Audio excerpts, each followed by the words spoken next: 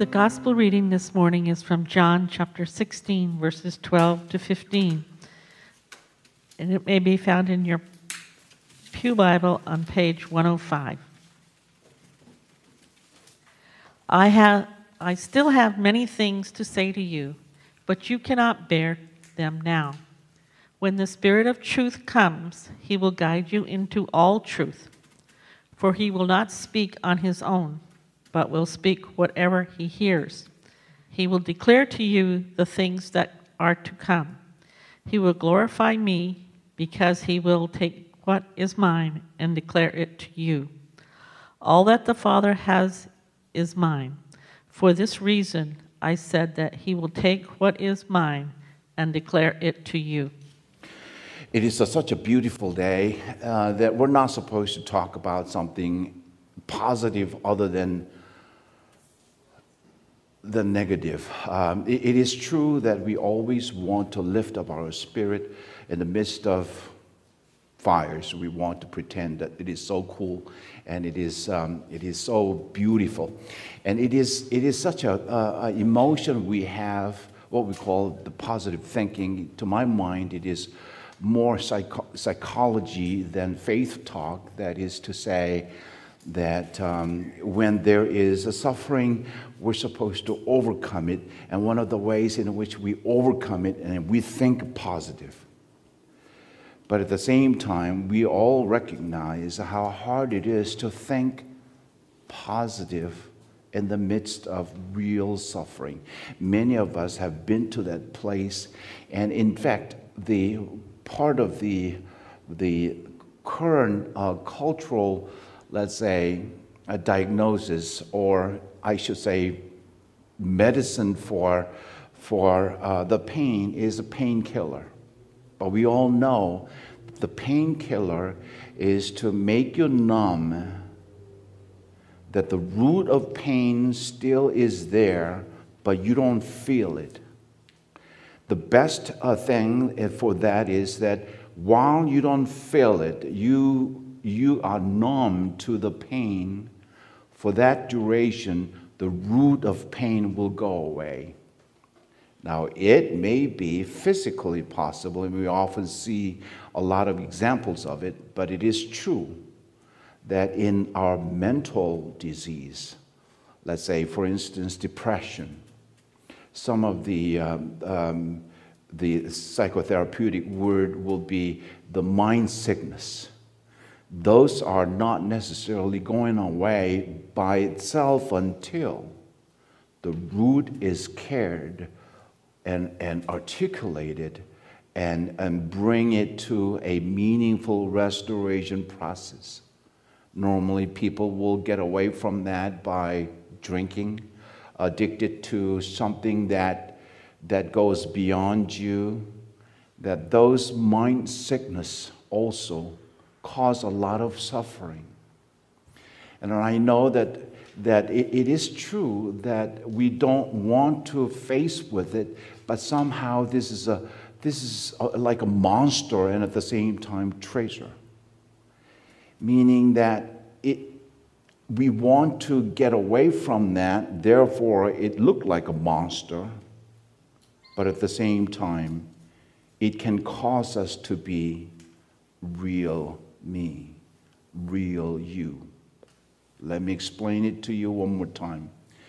Some of the scripture lessons in a Lamentation and Book of Job, if you read the Job, it is such an unfair book that the upright, righteous man struck by God made a deal with Satan, and then Satan went down there and before he did that, and asking God, there's a Job, righteous man, revered by every man in the community.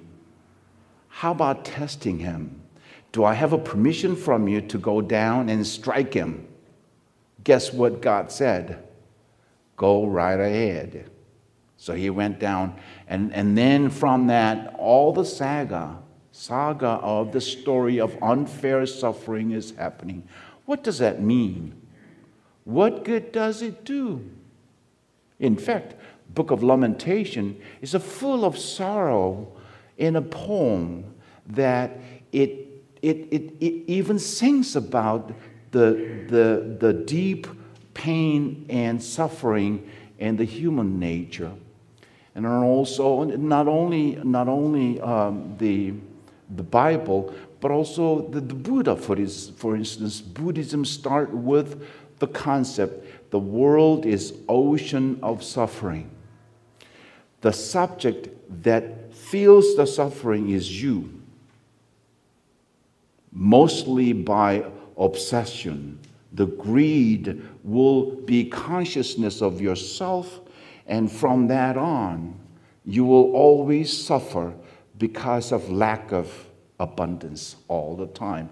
However much you have, however much you learn, that's where they start from, so that the best way for them to save themselves is to empty yourself, and you don't even exist.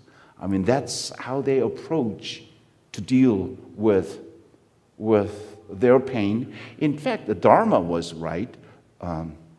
Dalai Lama is right when he said the Buddhism, in a way, is a psychology. Psychology meaning that you deal with the monster in your mind that seems to control you, sometimes in a negative way, so that one of the ways in which you can get rid of that is by emptying yourself. You do not exist. Doesn't make sense? But for thousands of years, these folks are chanting, memorizing all the holy words and so on and so forth, became, in fact, the religion. So suffering is there. Suffering is like my bad friend, but he never goes away. He never goes away. It's always staying with me. It stayed with me. Personal stories you don't have to share with me if it is private one. But I do have my own personal stories that I understand what it means to be suffering. Suffering in relationships, suffering with the reputations, suffering with the rumors, hallucinations, and so on. You can't correct that every time. But in a dark corner of the time of mine, I remember spending time of meditating, contemplating about what it means to overcome the suffering. But I know that the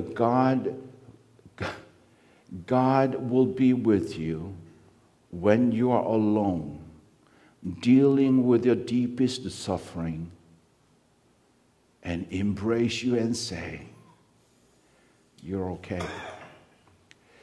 There comes what we call justification. We are here today not because we are cleaner, we're holier, we're more right than the people outside the street. We're here because we recognized that we are justified. Our brokenness God knew, yet God embraced each and every one of us in His Son's name. Justification is like wearing a cloth. You do not qualify to wear it, but God put a robe around you and say, you are my daughter, and you are my son. That's where we got strengthened, overcoming the thorns of suffering. Let it go out, let it be out, and deal with that. The monster is not going to go away by itself. You're going to have to put it out and show it to God and pray about it, struggle with it, yell if it's necessary, cry hard if it's necessary. Suffering is real and it is a monster. Look at the time. Time itself is a wonderful gift, and at the same time, horrible monster. Time can make you old and not be able to comprehend basically living a meaningless time. That's time. The suffering is with us. But at the same time, I hope to remember, suffering creates a danger. You face it. Your life is so precious that you cannot keep on going pretending that you don't have that problem. If you do, the first thing that you do is be real with God. Forget all the liturgical word. Be with God. Say, hey, God, you can't pass me by. I'm in trouble. Or if you are so strong, if you are so upright, you have lived such a life that is always straightforward and square, that you have nothing wrong to confess, then confess that stupidity. And God will hear and offer you the mercy. The biggest, most persuasive word is not necessarily a blessing. To me, it is the phrase, the sentence, I forgive you. I forgive you. What better word you could hear? I can pretend, piling myself with the friends and say, among these friends, I probably will be the best. I have a biggest fist. I have a biggest resources and whatnot. However you think it is, always remember, when you are real, the biggest word will be forgiveness. I know that. Suffering causes danger. At times your life is at stake. For the first time in my life, when I was 44 years old, I was in the hospital for 8 days and a month's struggle with what we call diverticulitis. I didn't know it happens, but basically repiping, the process of repiping and healing itself gives me a different perspective of what it means to be alive, what it means to be sick, and what it means to be healed. Remember, suffering is treasure, not because of pain itself, but because it creates a friction. It creates a friction by which you become more real and real and real with you and with God. In fact, the Chinese word danger, wigi, is composed of two words. One, danger, and two, opportunity. Those two words put together, and that's how they understand suffering. Do your best. Be the controller, the ride on your destiny. You have a steering wheel. Forget that. If anyone can say, life has been in such a way that it has happened according to my plan, if you say so, you belong to mental hospital. You do. But the suffering itself creates an opportunity. When you're sick, when you're in pain, mind or body, that also becomes an opportunity. For instance, Job. For Job, this unfair suffering and struggle with that, and laughters of his friends and judgment of his friends, brought him to a deeper understanding as to what it means to live a life faithful to God, not being the owner of your own destiny. For Job, that was important. That's the only way we can persevere pain and suffering in such a way. So we always believe that the suffering is pain and danger, and at the same time, this comes along with opportunity to do you.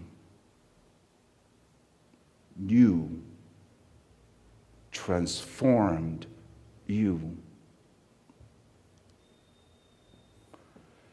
Oh, what a morning. Oh, what a morning. Oh, what a morning. Oh, this line was terrible, but I can't do it again because I'm going to flunk again. When the stars begin to fall. This is in our hymnal. This is the African American spiritual. You know what this song means? Oh, what a morning. Oh, what a morning. Oh, what a morning when the stars begin to fall. It has nothing to do with enjoying the life and what a beauty of God's creation in darkness and in stars and so on. No. It is a song of the slaves working all night long, trying to find his or her bed, looking at disappearing stars, because she has to work all night long, each day, so that they persevere with the confession and facing the suffering, even in a musical tune, saying, oh, what a morning. Oh, what a morning when the stars begin to fall. Perseverance is not pretending. Perseverance is being honest, painfully and brutally with your suffering, and put it down on the table as naked as possible and talk with God.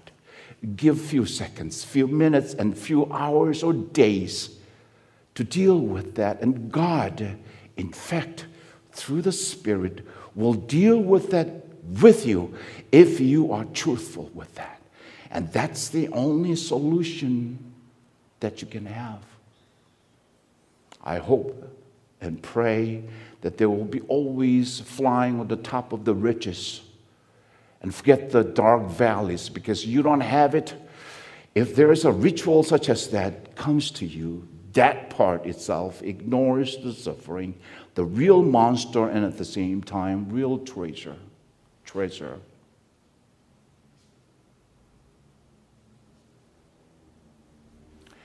There, you can see the birthing pain, the birth of do you.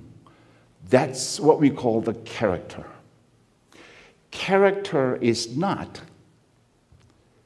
a one instantaneous product of what you were yesterday, but it is rather a long process of facing the monster, praying, persevere, singing a song, what a morning.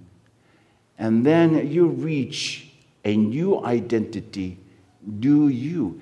That's how the Romans chapter 5, 1 through 5 understand what it means to be hopeful.